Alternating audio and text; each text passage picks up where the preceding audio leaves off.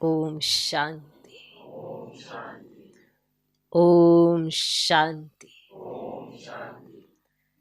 आज की तारीख है 10 नवंबर 2023।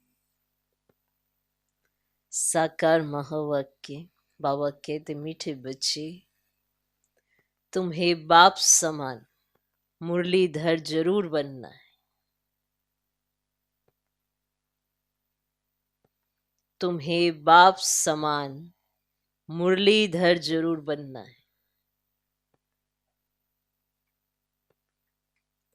मुरलीधर बच्चे ही बाप के मददगार हैं। मुरलीधर बच्चे ही बाप के मददगार हैं। बाप उन पर ही राजी होता है। बाप उन पर ही राजी होता है। बाबा कहते, मीठे बच्चे, तुम्हें बाप समान मुरलीधर जरूर बनना है। मुरलीधर बच्चे ही बाप के मददगार हैं। बाप उन पर ही राजी होता है। आज का प्रश्न, किन बच्चों की बुद्धि बहुत बहुत निर्माण हो जाती है?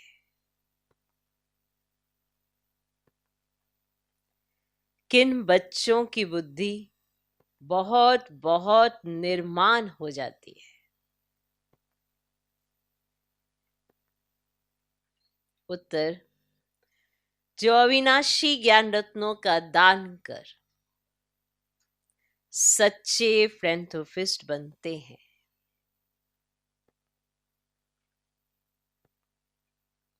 जो अविनाशी ज्ञान रत्नों का दान कर सच्चे फ्रेंथोफिस्ट बनते हैं। होशियार सेल्समैन बन जाते हैं। होशियार सेल्समैन बन जाते हैं। उनकी बुद्धि बहुत बहुत निर्माण हो जाती है। उनकी बुद्धि बहुत बहुत निर्माण हो जाती है। सर्विस करते करते बुद्धि रिफाइन हो जाती है।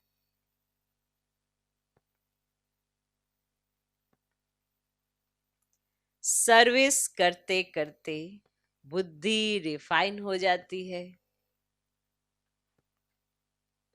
दान करने में कभी भी अभिमान नहीं आना चाहिए।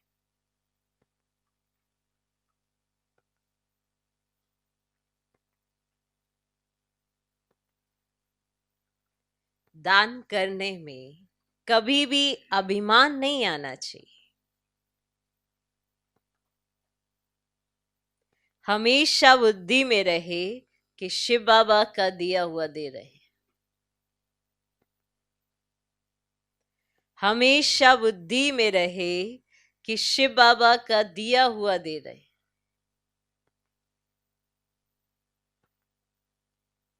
शिव बाबा की याद रहने से कल्याण हो जाएगा। शिव बाबा की याद रहने से कल्याण हो जाएगा।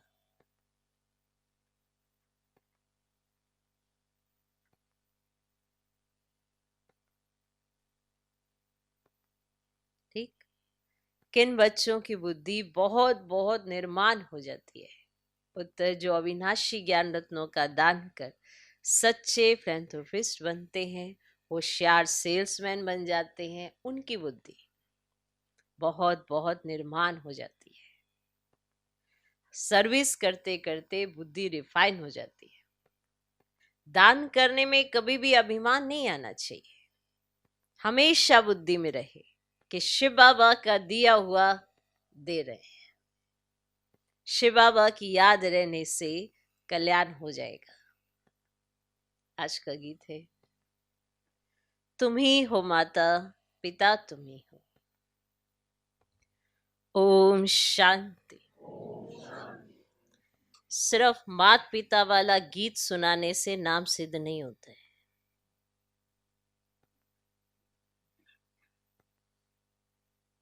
पहले शिवाय नमः का गीत सुनकर फिर माता पिता वाला सुनाने से नॉलेज का पता पड़ता है। मनुष्य तो मंदिरों में जाते हैं, लक्ष्मी नारायण के मंदिर में जाएंगे, कृष्ण के मंदिर में जाएंगे, सबके आगे तो माता पिता हम बालक तेरे कह देते हैं बिगर अर्थ। माना चाहे लक्ष्मी नारायण के मंदिर में चले जाएं, चाहे श्री कृष्ण के मंदिर में चले जाएं, चाहे किसी के भी मंदिर में चले जाएं, सब कोई तो माता पिता हम बालक तेरे ऐसे गाते रहते हैं बिगर अर्थ। पहले शिवाय नमः वाला गीत सुनाए फिर माता पिता वाला सुनाने से महिमा का पता पड़ता है। नया कोई भी आए तो ये गीत अच्छे हैं और समझाने में सहज होता है। बाप का नाम ही है शिव, ऐसे तो नहीं कहेंगे शिव सर्वव्यापी है, फिर तो सबकी महिमा एक हो जाए। उनका नाम ही है शिव, दूसरा कोई अपने पर शिवाय नमः नाम रखा ना सके। उनकी मत और गत सब मनुष्य मात्र से न्यारी है और देवताओं से भी न्यारी है। यह नॉलेज सिखलाने वाला माता पिता ही है। अब सन्यासियों में तो माता है नहीं, इसीलिए वह राजयोग सिखला ना सके। और शिवाय नमः तो कोई को भी कह नहीं सकते, देहधारी को शिवाय नमः थोड़े ही कहेंगे, ये समझाने का है। परंतु तुम बच्चों में भी नंबरवार हैं, कहाँ अच्छे अच्छे बच्चे भी पॉइंट्स मिस कर देते हैं। मियाँ मिट्ठू तो अपने को बहुत समझते हैं। इसमें दिल की सफाई चाहिए, हर बात में सच बोलना, सच होकर रहना है। टाइम लगता है। देह अभिमान में आने से फिर फैमिलियरिटी आदि सब बातें आ जाती है। अभी ऐसे कोई कह ही नहीं सकता कि हम देही अभिमानी हैं, फिर तो कर्मातीत अवस्था हो जाए। नंबरवार है, कोई तो बहुत कपूत बच्चे हैं, मालूम पड़ जाता है कौन बाबा की सर्विस करते हैं। जब शिव बाबा की दिल पर चढ़े तब रुद्रमाला के नजदीक हो और तख्त के लायक बने। लौकिक बाप की दिल पर भी सपूत बच्चे ही चढ़ते हैं, जो बाप के साथ मददगार बन जाते हैं। यह भी बेहद के बाप का अविनाशी ज्ञान रत्नों का धंधा है। ठीक, तो धंधे में मदद देने वाले पर बाप भी राजी रहेगा। अविनाशी ज्ञान रतन धारण कर और धारण कराने हैं। कोई समझते हैं हमने इंश्योर किया है, उसका तो तुमको मिल जाएगा, अब यहां तो बहुतों को दान करना है। बाप मुआफिक अविनाशी ज्ञान रत्नों का फिलैंथ्रोपिस्ट बनना है, तो बाप आते ही है ना ज्ञान रत्नों से झोली भरने। तो धन की बात नहीं, ये कोई धन दौलत वाली पैसे उसकी बात नहीं हो रही है। बाप को सपूत बच्चे ही पसंद है, बाप को सपूत बच्चे ही पसंद होते हैं। व्यापार करना नहीं जानते तो वह मुरलीधर सौदागर का बच्चा कहला कैसे सकते। जिसको व्यापार करना नहीं आता तो वो मुरलीधर भी नहीं कहला सकते, सौदागर का बच्चा भी नहीं कहला सकते। लज्जा आनी चाहिए। मैं धंधा तो करता नहीं हूं। सेल्समैन जब होशियार देखा जाता है तो फिर उनको भागीदार बनाया जाता है। पहले वो सेल्समैन होता है, फिर देखा ये तो बहुत होशियार है, फिर उसे भागीदार बनाया जाता है। ऐसे थोड़ी भागीदारी मिल जाती है। कुछ क्लियर हुआ? पहले आप सेल्समैन बनोगे, बाबा का ज्ञान रतन सबको बांटोगे, तब जब बाबा देखेगा ये तो बहुत होशियार है, ये तो अच्छे से सर्विस करता है, ये तो अच्छा मुरलीधर बने रहा है, तो बाबा अपना फिर आपको भागीदार बना लेगा। पॉइंट है। तो ऐसे ही थोड़े भागीदारी मिल जाती है। इस धंधे में लग जाने से फिर बहुत निर्माण बुद्धि हो जाती है। जो बच्चा इस धंधे में लग जाता है फिर उसकी बुद्धि बहुत निर्माण हो जाती है। कैसी? निर्माण। निर्माण का मतलब क्या होता है?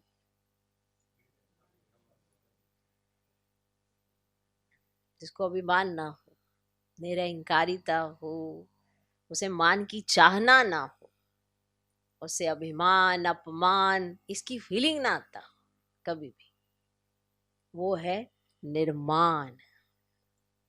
जब बोलने में आता निर्माण, तो देखो है तो ना, एक ना, यानी कि बनाने पे आता है एक ना, उसके अंदर मान सम्मान की भावना नहीं होती है। कई बार होता है ना कि कोई अगर आपका अपमान करता है तो इंतजार करते थे अब मैं इसका अपमान करके कैसे, बदला लेने की भावना। स्वयं को बदलना कठिन इसीलिए है क्योंकि इतने समय से ना स्वयं को नहीं बदला है, बदला लिया है। और संगम पर हमें ये साफ दिखता है कि यहाँ हम स्वयं को नहीं बदलते हैं, बदला ज्यादा लेते हैं। क्यों? बाबा ने त्रिकालदर्शी तो बना ही दिया है, त्रिनेत्री भी बना दिया है। अब ये जो तीसरा नेत्र है, इससे हम अपने आप को अच्छे से देख सकते हैं। पर ये तीसरा नेत्र ही हमारा खुलता है नहीं, बंद रहता है। और जो ये दो आंखें दी हैं वो बाहर ही देखती रहती है। तीसरे नेत्र से बाहर नहीं दिखाई देता कुछ भी, सब अंदर ही दिखता है। तो फिर बनते हैं निर्माण। नहीं तो ऐसे तो अपमान फील होता है, अभिमान आ जाता है, छोटी छोटी बात फील हो जाती है, तो स्थिति बिगड़ जाती है ना। और फिर उस स्थिति पर कहते हैं अरे मैंने तो अपनी अच्छी स्थिति बनाई थी, स्थिति बनाई थी तो फिर बिगड़ी क्यों?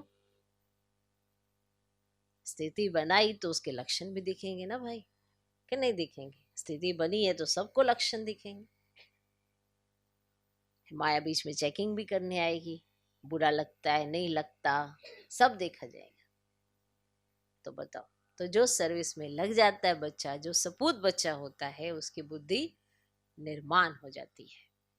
सर्विस करते करते बुद्धि रिफाइन होती है। जितना सर्विस करते जाएंगे बुद्धि में रिफाइननेस आएगी।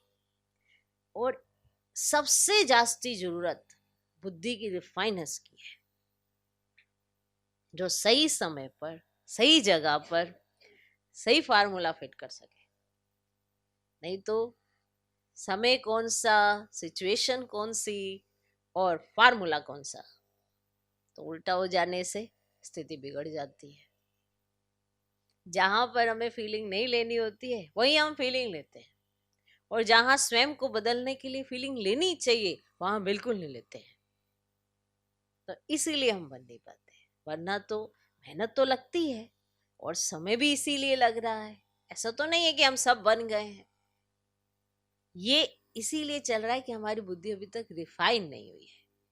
और जब रिफाइन हो जाएगी तो हमें सहज समझ में आएगा कि हमें क्या करना है। अभी समझ में आता है कि दूसरे को क्या करना है।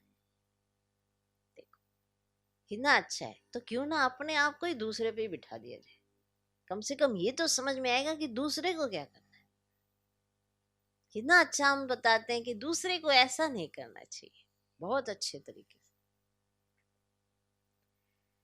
तो सर्विस करते करते बुद्धि रिफाइन होती है। बाबा मम्मा अपना अनुभव सुनाते हैं। बाबा है सिखलाने वाला, ये तो जानते हो। ये बाबा अच्छी धारणा कर अच्छी मुरली सुनाते हैं।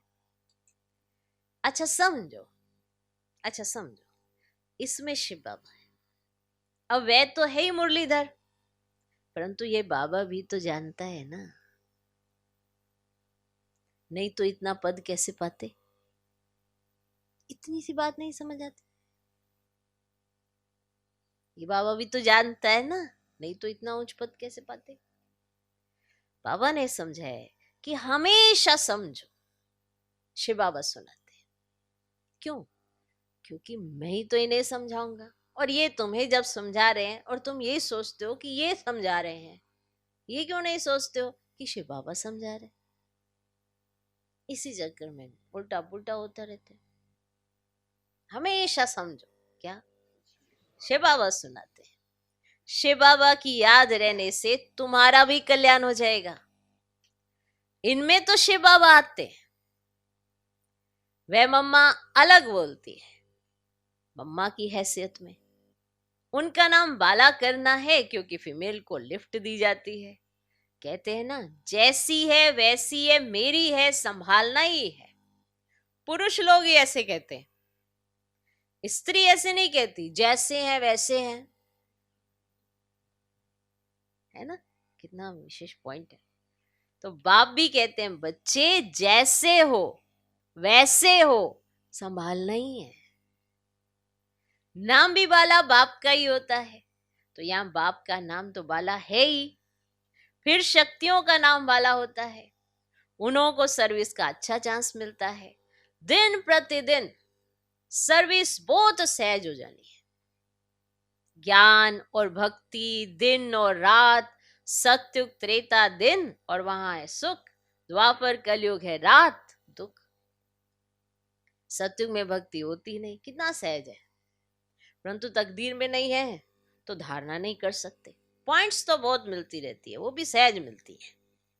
मित्र संबंधियों के पास जाकर के समझाओ, अपने घर को उठाओ। तुम तो गृहस्थ व्यवहार में रहने वाले हो, तो बहुत सहज रीति से कोई को भी समझा सकते हो। सदगति दाता तो एक ही पारलौकिक बाप है, तो वही शिक्षक भी है, सदगुरु भी है।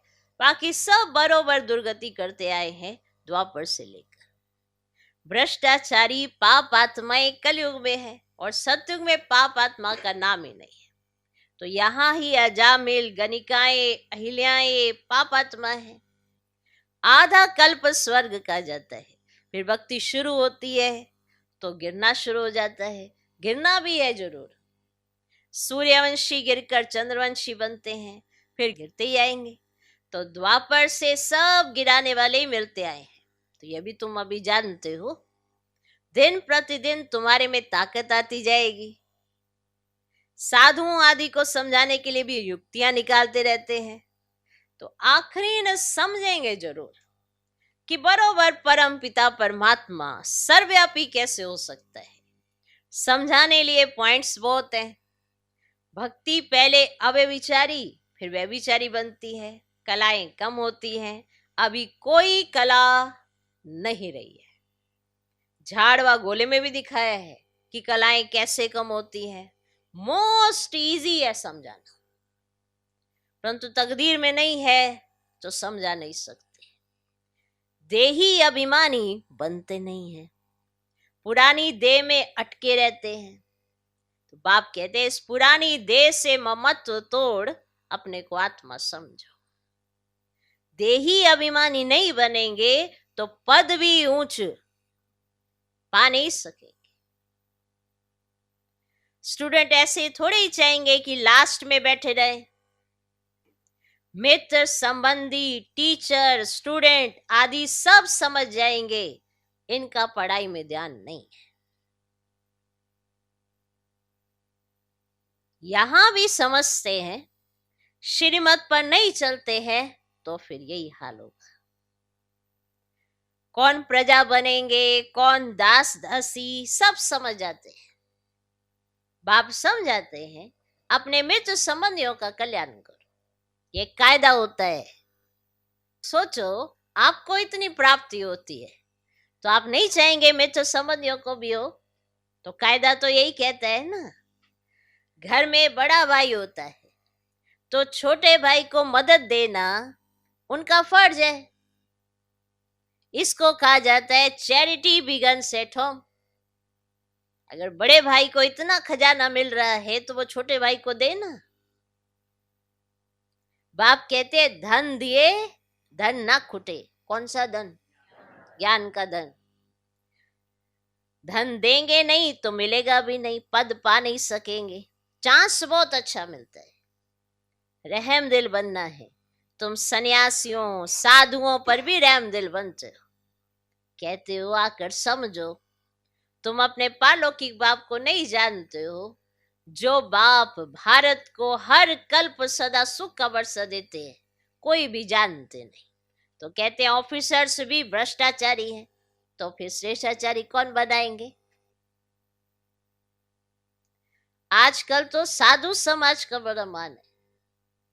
तुम लिखते हो बाप इन सब पर भी रहम करते हैं, तो वे वंडर खाएंगे।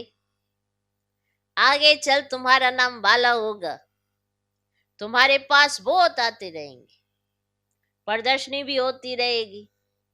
आखिरीन कोई जागेंगे जरूर, सन्यासी लोग भी जागेंगे। जाएंगे कहाँ? एक ही हट्टी है। बड़ी इंप्रूवमेंट होती रहेगी, अच्छे अच्छे चित्र निकलेंगे समझाने के लिए, जो कोई भी आकर पढ़े। तो जब बम्बोर को आग लगेगी तब मनुष्य जागेंगे, परंतु टू लेट। बच्चों के लिए भी ऐसा है, पिछाड़ी में कितना दौड़ सकेंगे। रेस में भी कोई पहले आहिस्ते आहिस्ते दौड़ते हैं, और विन की प्राइज थोड़ो कोई तो मिलती है ना। ये तुम्हारी भी घुड़ दौड़ है। रूहानी यात्रा की दौड़ी पहनाने के लिए भी ज्ञानी तो आत्मा चाहिए। बाप को याद करो, यह भी तो ज्ञान है ना बच्चे। तो ये ज्ञान और किसको नहीं है। तो ज्ञान से मनुष्य हीरे जैसे बनते हैं, तो अज्ञान से कोड़ी जैसे बनते हैं। तो बाप आकर सतो प्रदान प्रारब्ध बनाते हैं, फिर वह थोड़ी थोड़ी होकर कमती होती जाती है। तो ये सब पॉइंट्स धारण कर एक्ट में आना है। तुम बच्चों को महादानी बनना है, और भारत को महादानी कहते हैं क्योंकि यहाँ ही तुम बाप के आगे तन मन धन सब अर्पण करते हो। तो बाप भी फिर सब कुछ अर्पण कर देते हैं, और भारत में बहुत ही महादानी है।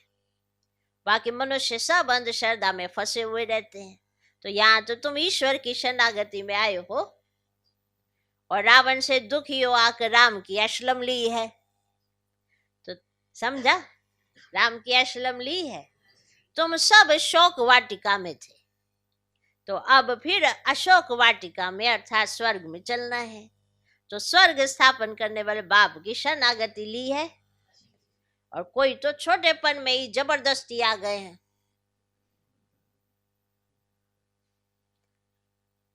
तो उनको ना यहाँ शरणागति में सुख नहीं आता है। समझा? कुछ समझा? छोटेपन में आ गए, माँ बाप के साथ जैसे उंगली पकड़ के आ गए, और धीरे धीरे जैसे बड़े हुए तो उनको फिर अच्छा नहीं लगता, और बाहर की दुनिया खींचती। तो ऐसे ही कई आते हैं। तो छोटेपन में तो वो कहीं जा नहीं सकते, माँ बाप जहाँ जा रहे हैं उंगली पकड़ के उनके साथ चले जाते। तो कोई तो छोटेपन में ही जबरदस्ती आ गए हैं, तो उन्हों को यहाँ शरणागति में सुख नहीं आता, तकदीर में नहीं है।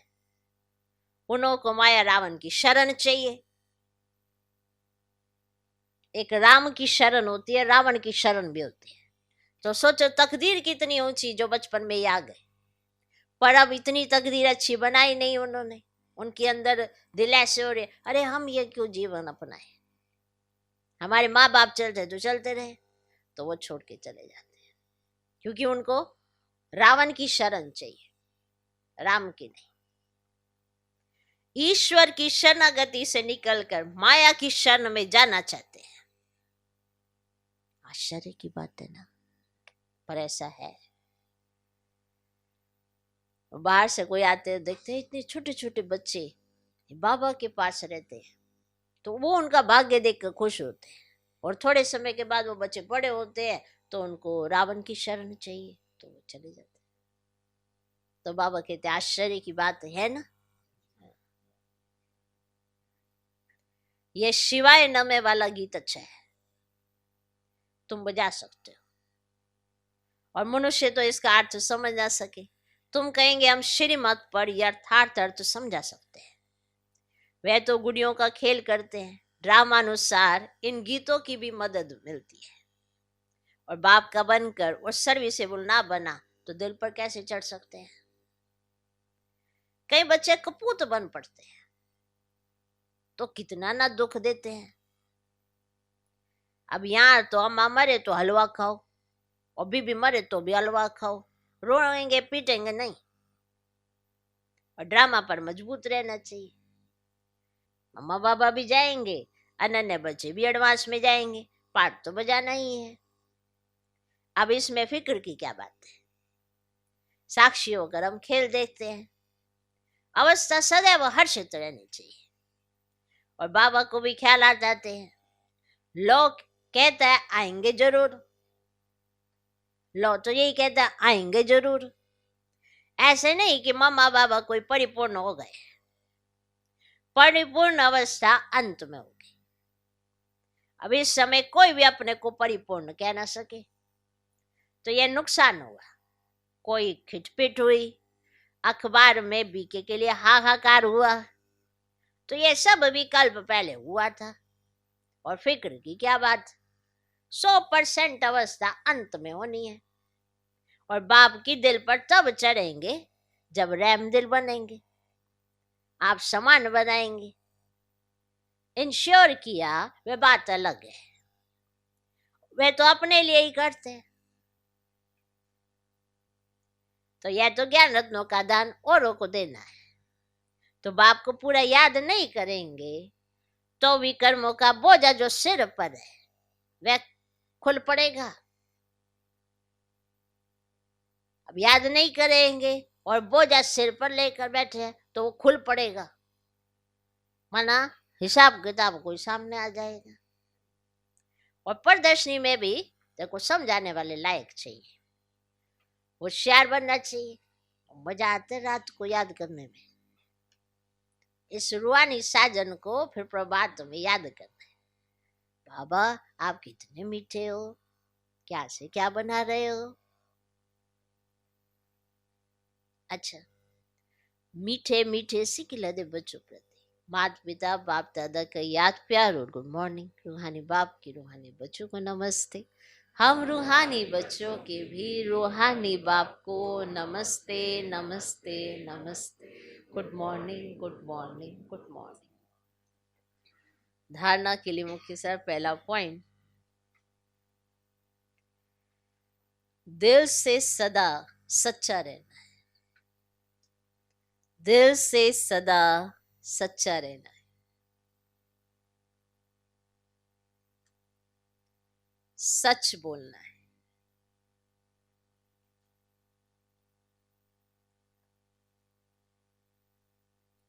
सच होकर चलना है।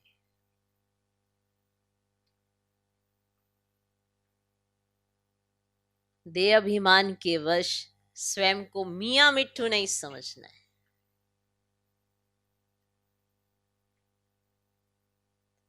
देह अभिमान के वश स्वयं को मियां मिट्ठू नहीं समझना है।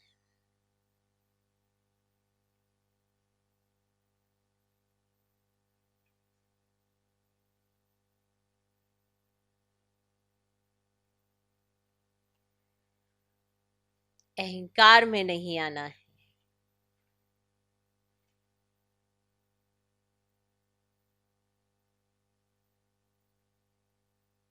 दिल से सदा सच्चा रहना है, सच बोलना है, सच होकर चलना है।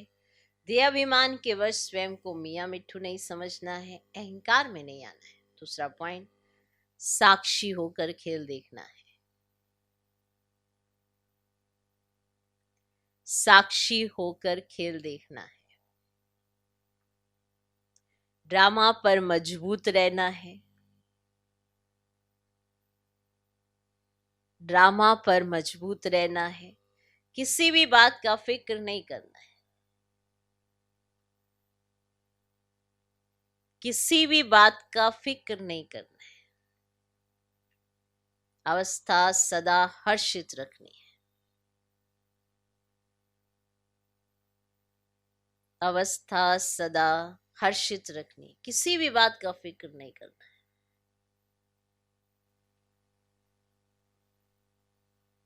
पुरुषार्थ का फिक्र करना है भाई। कई बार सोचते हैं अरे मुझे ना फिक्र हो गया है बहुत, और वो भी पुरुषार्थ का। इसलिए बाबा ने कहा है किसी बात का फिक्र नहीं करना है, और आलसी होकर बैठ जाते हैं या अलबेलेपन में जीवन जीने लगते हैं। तो फिर वही कहेंगे कि जब तक बुद्धि सही नहीं है ना, तो कब कहाँ क्या सोचना है ये भी निर्णय नहीं हो पाता। नहीं तो कहीं हमें बड़ा पुरुषार्थ का बड़ा टेंशन रहता है, सिर भारी रहता है, बस इतना ऐसी टेंशन हो जाती है। फिर उन्हें सुझाव दिए जाते हैं मत लो टेंशन।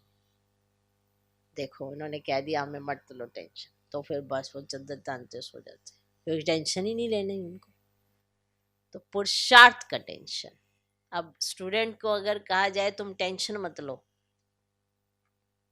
कितना अच्छा लगता है उसको, स्टूडेंट को, कि तुम टेंशन मत लो, तो वो अच्छा इसका मतलब पढ़ाई ना करो। नहीं, हमने टेंशन नहीं लेने के लिए कहा है, कि इसका मतलब ये थोड़ा कि पढ़ाई ना करो, पढ़ाई तो करोगे, वो तो अटेंशन दे के करनी पड़ेगी, पर तुम ना टेंशन नहीं लेना। और कहेगा जैसे ही मैं अटेंशन लेता हूँ मुझे टेंशन आ जाती है।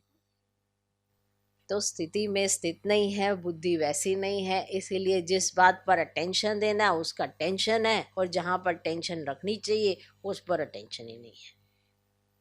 इसीलिए हम ऐसे अलबेले होकर चलते रहते हैं, और फिर अलबेलापन हमको इजी इजी बनाता जाता है, और फिर स्थिति बनती नहीं है।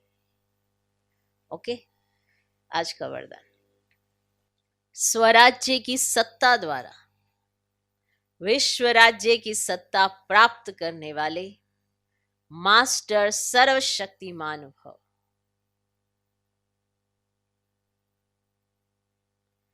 स्वराज्य की सत्ता द्वारा विश्व राज्य की सत्ता प्राप्त करने वाले मास्टर सर्वशक्तिमान भव।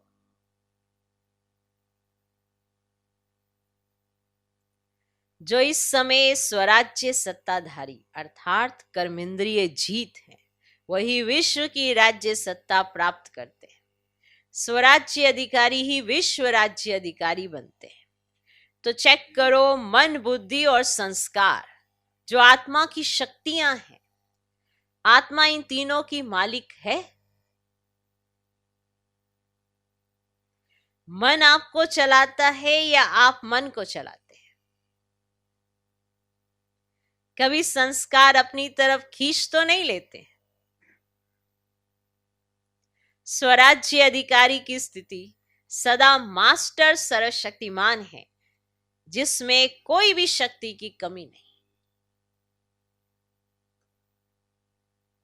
आज का स्लोगन, सर्व खजानों की चाबी मेरा बाबा, साथ हो तो कोई भी आकर्षण आकर्षित कर नहीं सकती। सर्व खजानों की चाबी मेरा बाबा, साथ हो तो कोई भी आकर्षण आकर्षित कर नहीं सकते। एक ही चाबी है, मेरा बाबा। सारे खजाने मिलते हैं भाई इस एक ही चाबी से, मेरा बाबा। और यहीं पर गड़बड़ करते हैं हम, बाकी सब चीजों पर ध्यान देते हैं, पर मेरा बाबा क्या कह रहा है उस पर ध्यान कम जाता है। इसीलिए आकर्षण भी होता रहता है दुनिया का, उनकी वस्तुओं का, वैभवों का, व्यक्तियों का, उनके प्रभाव में प्रभावित भी हो जाएंगे। लेकिन जो है ही सब कुछ हमारा, तो आप उनसे प्रभावित क्यों हो रहे हैं? जब बाबा अपना हो गया तो सब कुछ आपका हो गया, पर बाबा ही तो अपना नहीं मान के चलते। इसीलिए इधर उधर उधर इधर सारी चकाचौंध में फंस जाते हैं, और जहां से खजाने मिलने हैं उस चाबी को ही भूल जाते हैं। तो जितने भी खजाने हैं उसकी एक ही चाबी है, वो है मेरा बाबा। और जिसके पास बाबा है उसके पास सब कुछ है, फिर उसे कोई आकर्षण आकर्षित नहीं कर सकता, क्योंकि आकर्षण होता ही आकर्षित करने के लिए होता है ना। लेकिन जिसके पास बाबा हो गया तो उसे कुछ नहीं चाहिए। ये उसे अपने आप को बार बार समझाना ना पड़े कि मुझे मेरा बाबा मिल गया, मुझे कुछ नहीं चाहिए।